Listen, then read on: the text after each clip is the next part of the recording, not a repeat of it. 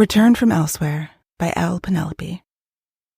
The tapping against the door was so soft she thought she'd imagined it.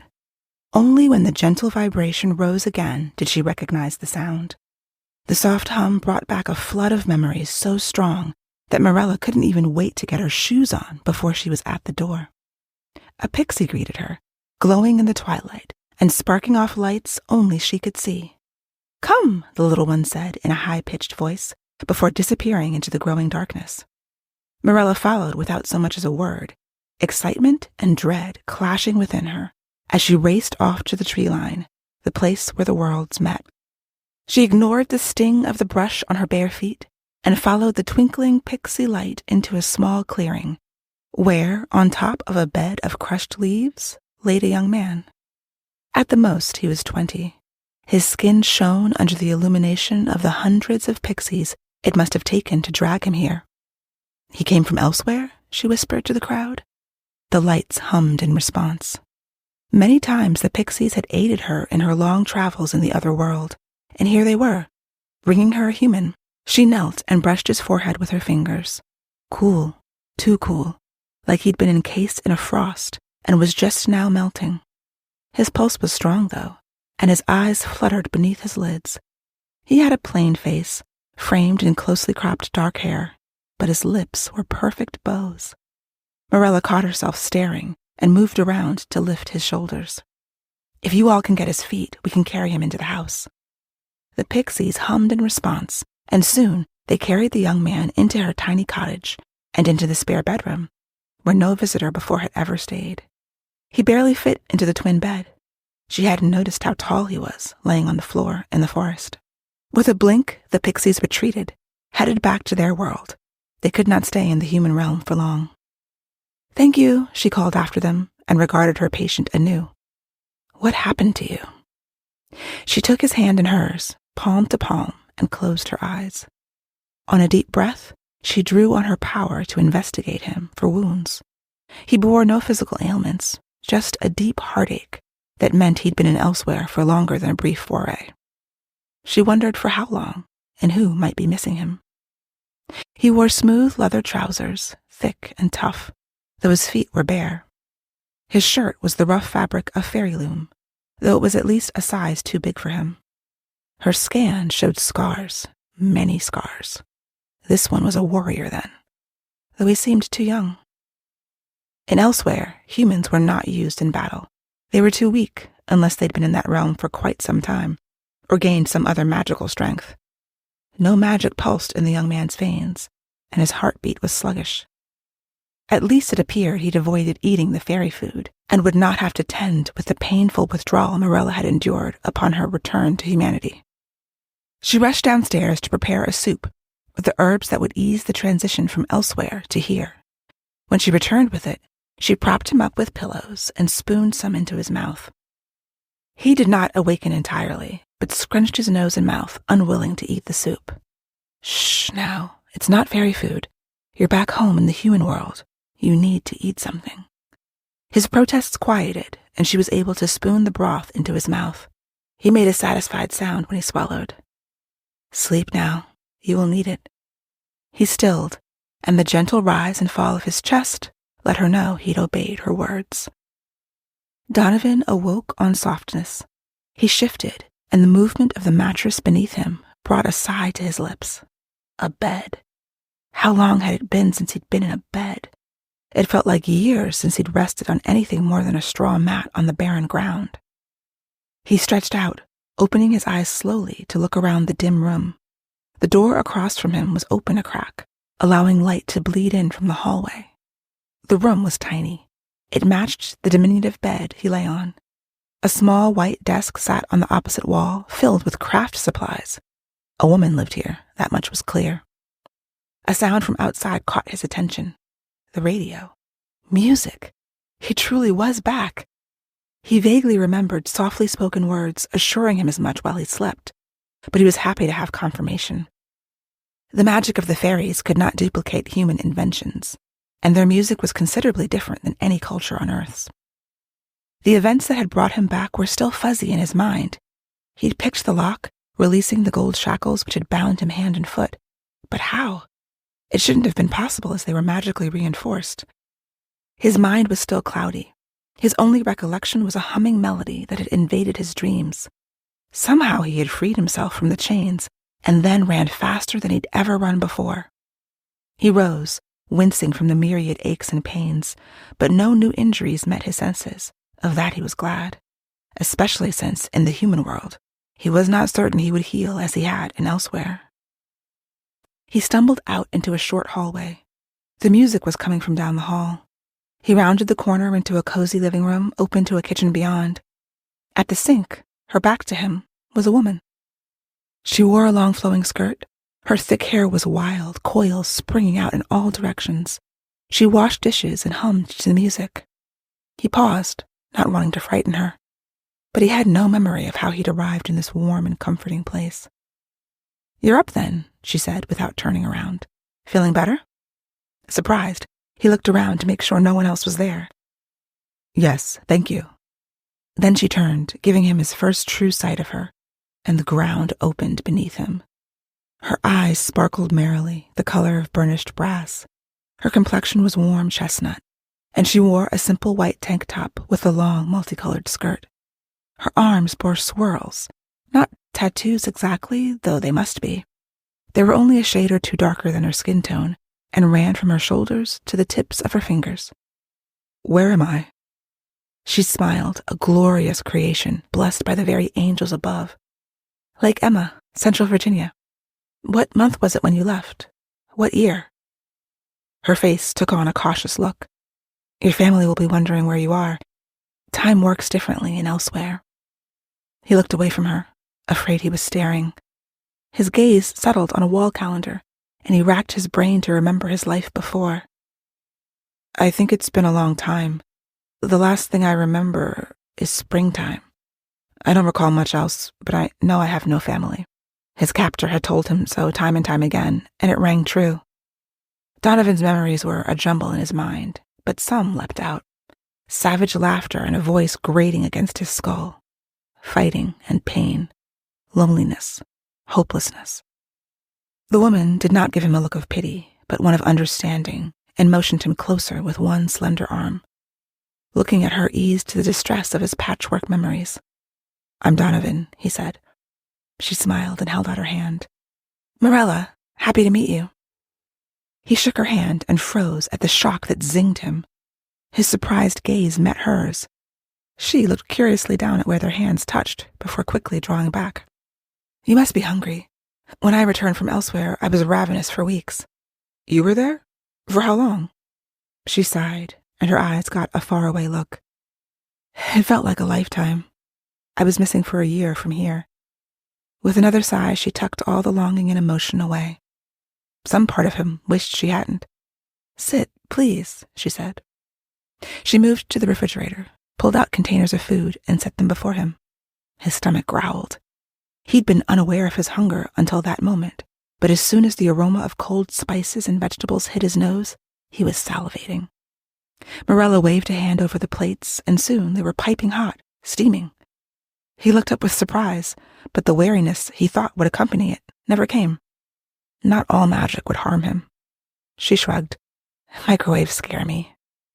"So you were able to keep your powers when you returned? Is that normal?" he asked, taking the fork she offered. Miriella watched him eat, enraptured by the motion of his jaw as he chewed. A dusting of hair had cropped up on his chin during the time he'd slept.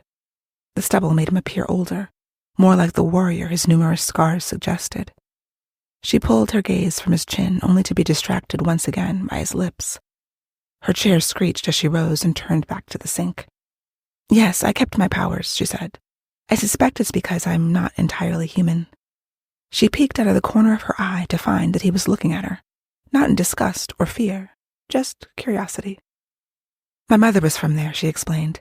"She left us when I was only a little girl, and when I was old enough to understand them, the pixies came and showed me the way over, though it was many years before I had the courage to venture across the threshold." She realized she was squeezing the dish towel for dear life and relaxed her fingers. He hadn't reacted with fear at her admission. Perhaps he'd been too busy cleaning his plate. "Do you want more?" she asked, smiling. He looked down as if confused, then nodded with a shy look. It's perfectly fine, and like I said, totally natural. She piled more food onto the plate, then warmed it again for him. They sat in a comfortable silence. He ate while Miriella stared at the wood grain of the kitchen table. She focused her attention anywhere but on the man before her. The presence of another in her home was odd. She tried to convince herself that it was normal to be fascinated by company of any sort, especially someone so unique. His arms were corded with lean muscle, and his scarred hands shoveled food into his mouth with surprising grace. She could not allow her mind to run off with any fanciful notions of what that perfect bow mouth might feel like. Donovan had obviously been through an ordeal. The path her mind longed to travel was completely inappropriate. Just as he was finishing the last few bites, and she was wondering if there was something else on hand she could fix without having to run to the grocer's, a knock sounded at the door, heavy and hard. Donovan's head shot up. He sniffed the air. His ears pulled back slightly. The feral quality his rigid body took in response to possible danger made her belly flip. But there was cause for alarm. One visitor was unusual. Two was unheard of. She stood, as did Donovan, scenting the air again. Miriella smelled nothing but the buttery aroma of the roasted vegetables, beans, and rice Donovan had just consumed. But she would not ignore his alertness. Perhaps he was like her, not quite as human as he appeared. She'd felt nothing odd when she'd checked him for injuries the night before, but depending on his species, she might not be able to tell. His gaze crossed the kitchen. She wondered if he was looking for a weapon. She had a baseball bat beside her bed, something her father had given her when she'd first left home, but it would likely do little good. Besides, the entire cottage was warded. None but the most powerful beings could enter without an explicit invitation from her. She lay a hand on Donovan's arm, trying to silently reassure him. He responded by looping his arm around her waist and positioning himself between her and the door. It was as if he acted on some kind of instinct. The bashful young man from moments before had disappeared. The warrior had begun to bleed through. He paced barefoot to the door and peered out the glass on the side. When he stepped back, his eyes were glittering stones. "It's Ishu," he hissed, face hard. Miriella clutched the amulet around her neck with shaking fingers. No ward would keep out the powerful spirit. The knock sounded again. If it was, in fact, Ishu, then he could barge in at any moment and do exactly as he pleased. Tales of the cruelty of his whims were well known. Donovan took another step away from the door. Miriella straightened her spine and marched forward. Just as she reached for the handle, Donovan was at her side, obviously just as afraid as she was, but willing to stand by her. The flutter in her belly was back. It beat against the fear, giving her strength. She wrenched the door open, thrusting her chin forward, ready to meet what came. In the threshold stood the enigma known as Ishu, one of the 22 spirits released upon the world in the revision. He was impeccably dressed in a deep red three-piece suit tailored to fit his slim, towering form. He stood close to 7 feet tall, so tall his eyes were hidden by the doorframe. "Can I help you?" Miriella said, proud that her voice didn't waver. He took a step back, revealing glittering obsidian eyes underneath a red fedora jauntily tilted to the side. His lip curled up in a predatory smile, giving his mahogany face a wolfish quality. "Good morning, children." His voice was the rasp of a chilling wind. It left goosebumps across Mirella's skin. Donovan edged even closer until they were shoulder to shoulder. He lent her his warmth and strength without knowing. "Can I help you, Ishu?" she repeated. His harsh chuckle rose the hair on the back of her neck, and his eyes went to Donovan, spearing him like blades. "I have come to retrieve my property." A long finger unfurled. He pointed toward Donovan, still as stone beside her. Miriella didn't dare turn her head. She feared if she took her gaze off Ishu, something terrible would happen. It was said that an enigma couldn't ensnare you in its magic when it was being watched. She held her eyes open and spelled her eyelids to not even so much as blink.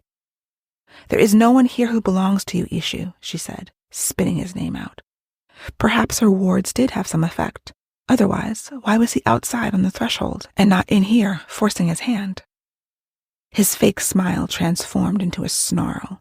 He barked at her, actually barked like a dog. Then he leaned forward as if to make a grab for Donovan, but stopped with an audible thud as if he'd run into an invisible barrier. The wards were intact. They worked on him. She didn't know how it was possible, but she was grateful nonetheless. Ishu growled and spun on his heel. With inhuman speed, he raced back to the tree line and turned around. Miriella tugged on Donovan's arm. "He's going to try to break through the ward," she whispered, her chest tightening. "Will that work?" She looked at him and shook her head, meaning to say she didn't know. Anything was possible with a being as powerful and ancient as Ishu. "I'm surprised they've held him back this long." A great crash erupted in the open doorway. Ishu stood plastered against the invisible barrier, as if against a glass wall. The scene would be comical if it didn't enrage him so obviously. Donovan took Mirella's hand in his. That's when she felt it, a tiny little tug. Perhaps the sensation had started when she'd brought him in the night before, or when she'd checked his wounds, or even this morning when they'd shaken hands. But there was some connection between them, something linking the two of them together. And Donovan had magic too. Maybe not even fairy magic, but something powerful that mixed with hers and became stronger. It reinforced her wards to the point where the ancient spirit could not break through. With another thunk, Ishu bounced again and landed hard on his rear on the front porch. Now that she was aware of the connection, Miriella could feel the link growing more powerful. Donovan's expression was fierce. He stood by her side, gripping her hand like he was ready to go into battle. In fact, they already were. She nudged more of their combined power into the wards surrounding the house. Outside, Ishu stood, growing visibly weaker. He hunched over with his hands on his knees, as if he had trouble breathing. Her palm, where it touched Donovan's, crackled with energy. He stroked his thumb against her hand, and a spark shot up from the porch floorboards, shocking Ishu. The spirit jumped and looked around, confused. Miriella turned to Donovan. She had a wild theory. To test it, she allowed herself to stare at the perfect shape of his lips, giving in to the temptation they presented. In the corner of her eye, blue flames licked up from the painted white porch. Ishu jumped down onto the grass. The flames followed him. She smiled and leaned in to Donovan. His eyes grew wide as she drew near, but he didn't pull away. As Miriella closed the distance between them, Donovan was unwilling to make any movement that might take her off course. His tormentor, Ishu, was momentarily forgotten. Mirella's scent, a sweet and spicy blend, surrounded him. The halo of her hair blocked out his vision, and when she hovered just out of range, he moved in and closed his lips over hers. Their joined hands tightened. He wrapped his other hand around her waist, hauling her closer to him until they were one plane of contact from chest to thigh. Her lips parted on a gasp and his tongue dove in, lapping up her soft, peachy flavor, senseless to anything else. It was only when he heard a scream that he pulled back, shocked by the force of their connection. Outside, blue fire stretched from the porch all the way to the tree line. The tall, red-clothed figure of Ishu was being consumed by the magical flames, which left the grass and porch and everything else in its way intact. Everything except for the torturous trickster. Ishu burned until there was nothing left of him but a shadow on the grass. The blue fire died away to nothing, and Donovan turned back to the woman in front of him. Her eyes were shining with wonder. "What just happened?" she asked. Donovan shook his head. He'd never heard of anything like that before. "Do you think he's—" Her face held no concern for the well-being of Ishu, merely curiosity. "I don't know what it takes to fell a god, but I doubt he's gone forever. However, I suspect he won't return anytime soon." Donovan grinned at the thought. Freedom would taste so sweet. Not as sweet as Miriella, though. She stared out the open door, still marveling. Maybe the magic between them had just been for that purpose. He had no explanation for it, only the intuition that he and Miriella were meant to be. But he didn't know what she felt. Is that what she wanted? Or was this just some sort of supernatural occurrence meant to help finally free him from bondage? He released her hand and stepped back, unsure of what to do next. Miriella whipped her head around when Donovan retreated.